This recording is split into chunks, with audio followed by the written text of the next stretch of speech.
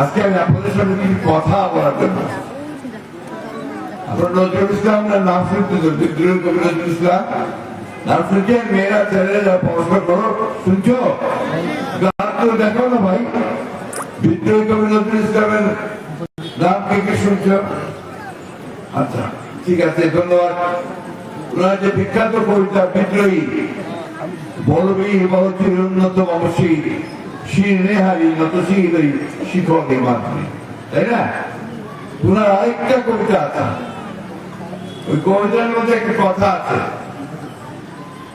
ওরা হিন্দু না মুসলমান ওই জিজ্ঞাসে কোনজন কান্ডারি বড় ডুবিছে মানুষ সন্তান মর্ম যদি নদীটা ডুবে যাচ্ছে নৌকাটা ডুবে যাচ্ছে ওখানে ডুবে যাচ্ছে হিন্দু না মুসলমান কে জিজ্ঞাসা করে বড় যেখানে মানুষ ডুবে যাচ্ছে বন্ধুগণ এই কথাটা হচ্ছে আসল কথা মূল কথা আমরাই ভাগ করে রাখছি হিন্দু আর মুসলমান আমরা আমাদের স্বার্থে হিন্দু মুসলমান ভাগ করছি আমরা আমাদের স্বার্থে খ্রিস্টানদেরকে ভাগ করছি আপনার ওই বৌদ্ধদেরকে ভাগ করছি অথচ দেখেন বছরের পর বছর যুগের পর যুগ শত শত বছর ধরে আমরা কিন্তু একসাথে বাস করি আপনাদের কিছু বাড়িতে থাকেন তার পাশে পিছনে পাড়া আছে না আছে না তো যদি আগুন দাঁড়িয়ে ঘটনা করে তো মুসলিম পাড়াটা আগুন লাগিয়ে তোমরা চলে যান না নিবানোর চেষ্টা করেন না কেন করে না কারণ তোমার ভাই বলে মনে করে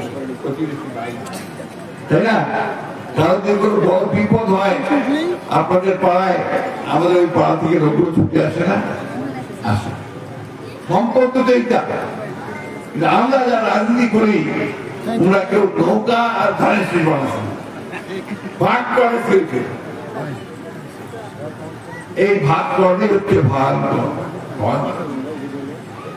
আমার আপনারা এখন প্রায় সবাই লেখাপড়া করছে আমি যা দেখতে পাচ্ছি সবাই লেখাপড়া করছে মা দু বোনদের মধ্যে ঠিক না তাদের নিজেদের একটা বিচার বিবেচনা আছে না যে বিচার বিবেচনা থেকে তার যাকে ভালো লাগবে সে তাকে ভোট দিবে ঠিক কিনা বলে ওই ভোট দেওয়ার জায়গাটাই তো রাখে না সমস্যাটা গত 15 বছর কোন ভোটে নাই কোন ভোটে হইল না কেন না ওই একটা দল ছাড়া কাউ করতে পারি না এটা সত্য না মিথ্যা বলতেছি বলেন হ্যাঁ বাবু দাদা ঠিক ঠিক ভোটে যদি দিবে না তাহলে আর কি হবে আর আমার তো ভোট দিতে হবে প্রিয় ভাই এরা বোনেরা মায়েরা এই দেশটা তো আমাদের আমরা কি ইন্ডিয়া যাওয়া পারিব আমরা কি পাকিস্তান যাওয়া পারিব কোনো প্রয়োজন নাই যাওয়া পারিব কি পারিব না আমরা কি আমেরিকা যাওয়া পারিব বা আরব যাওয়া পারিব পারিব না ইমান এতে থাকি না এখানে থাকতে হবে এখানে মরতে হবে আমাদের ছেলে মেয়েরা এখানে বড় হবে এখানে লেখাপড়া শিখতে এখানে কাজ করবে তাই না এটাকে আমরা সবাই মিলে এটাকে থাকার মতো উপযুক্ত করি না কেন কেন মারামারি করবো লড়াই করবো আর মিথ্যা কথা বলবো এইটা আমরা বন্ধ করতে পারি তাহলে আমরা সঙ্গে শান্তিতে বাস করতে পারবো তারা যেটা হবে এই ঝগড়া চলতেই থাকে চলতে থাকবে শান্তি কোনদিন আসবে শান্তি যদি না আসে এইভাবে বছরের পর বছর আমাদের কোনো উন্নতি হবে উন্নতি হবে আপনার দেখেন আপনার গ্রামের মানুষ আপনারও ভালো জানেন যে একটা গাছ নিয়ে ঝগড়া করে মামলা করা হয় মামলা 10 বছর চলে আস্তে আস্তে এই ফ্যামিলিটাও দেয় ওই ফ্যামিলিটাও দেয় তাই না 5 তারিখে একটা ঘটনা বিপ্লব ঘটনা ঘটে গেছে তাই না একটা অভূতপূর্ব ঘটনা আমরা কেউ কল্পনা করতে পারিনি হাসিনা টের পাওয়া যাবে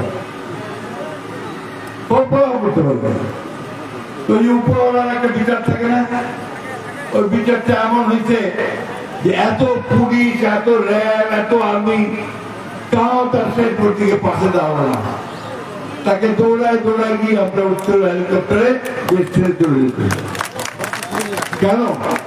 কারণ তিনি এমন কাজ করছিলেন যে তার দেশে থাকার আর কোন উপায়, চতুর্দিক থেকে মানুষ ছুটে আসতেছিল ওই গণভবনের দিকে।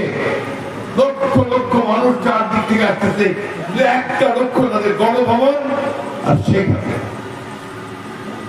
কারণ মানুষের মনের মধ্যে থেকে তার সব কিছু চলে গেছে। এমন অত্যাচার, এমন নির্যাতন, এমন দুর্নীতি, টাকা পাচার, বেআইনি সব ঘটনা, কোথাও বিচার নাই, এমন একটা অবস্থা তৈরি করছে সারা দেশে যে মানুষ তাকে আর এখানে থাকতে দিতেও চায় না।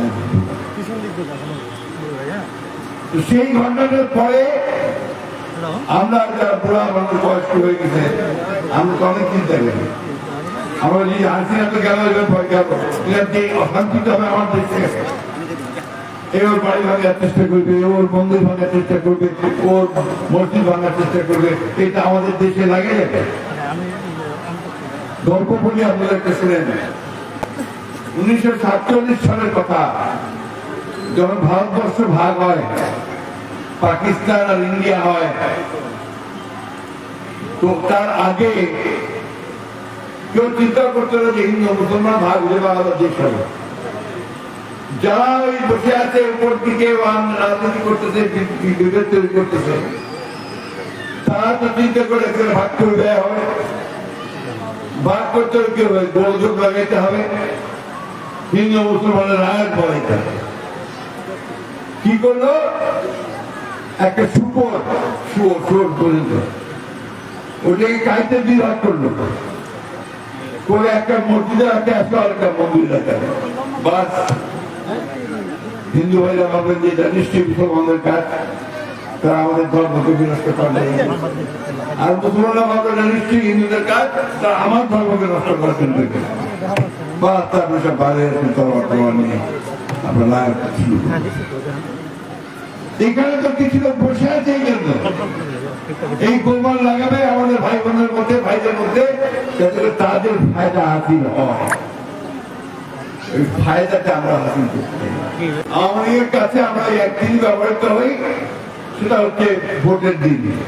ভোটের দিন আমার লাগিলে সেই জায়গায় আমি ভাই ওই কথাও বলতে চলব। আমি বলছি আমরা সবাই আমরা বিভিন্ন রাজনীতি করতে পারি, কেউ আওয়ামী করতে পারে, কেউ বিএনপি করতে পারে, কেউ জামাত করতে পারে, সব করতে পারে, তাই না? কিন্তু এটা নিয়ে আমরা বিভাজন সৃষ্টি করবো কেন? এটা নিয়ে আমরা একসাথে যে থাকি সেটাকে আমরা নষ্ট করবো কেন? ভাইয়ে ভাইয়ে দেখা হয়, ভাগত দেখা হয়, হাটে দেখা হয় না, স্কুলে দেখা হয় না, কলেজে দেখা হয় না, সবটা দেখা হয়। কিন্তু আমরা একটা বিভাজন সৃষ্টি করবো। এই বিভাজনটা আমাদেরকে বাদ দিতে হবে। ৯৯ সাল থেকে আমি এই এলাকাতে আসি, সব এলাকার মধ্যে ঘুরি, এসে ঘুরি, তাই না? মাঝখানে ১৫ বছর আমি আসতে পারি না। এই আওয়ামী সরকারের কারণে মামলা মোকদ্দমা দিয়ে জর্জরিত করেছেন, আমাদের ছেলে পেলেদের জেলে দিয়েছে, অসংখ্য ছেলে পেলে আমাদের জেলে দিয়েছে মিথ্যা মামলা। পাড়া পেয়েছে কাজের বাড়ি। ওই অবস্থা আমরা চাই না। আমরা চাই না যে মিথ্যা মামলা হোক, সেটা ওই হিন্দু সম্প্রদায়ের উপরে হোক আর মুসলমান সম্প্রদায়ের হোক, বিএনপি হোক, আওয়ামী, সেই মিথ্যা মামলা আমরা চাই না। আমরা ন্যায় বিচার চাই, সুবিচার চাই, এবং কয়েকটা জিনিস আমরা যেতে চাই না। সেটা ঠিকই যে আমরা মাথার উপরে একটু ভালো একটা আশ্রয় চাই, ছায়া চাই। আরো যারা কৃষক, তারা শীতের পানিটা চাই, আমার ধান ফলালাম তার ন্যায্য মূল্যটা চাই, তাই না? এবং আমাদের আমার অন্যায় অত্যাচার কেউ না করে সেটা ঠিক তো লাগে না? এটা একটা মূল কথা। তো এই ব্যবস্থাটা আমরা করবো। আমরা যেটা চাচ্ছি যে একটা নির্বাচন দেওয়া হয়, কারণ নির্বাচনটা হলে আমরা ভোট দিয়ে একটা সরকার গঠন করতে পারি। যে সরকার থেকে গঠন হবে ওটা তো আমাদের সরকার হবে, তাই না? জনগণের সরকার হবে। আমরা আমাদের শত্রুদের কথাগুলো তাদেরকে বলতে পারবো, তারা আমাদের শান্তি করবে।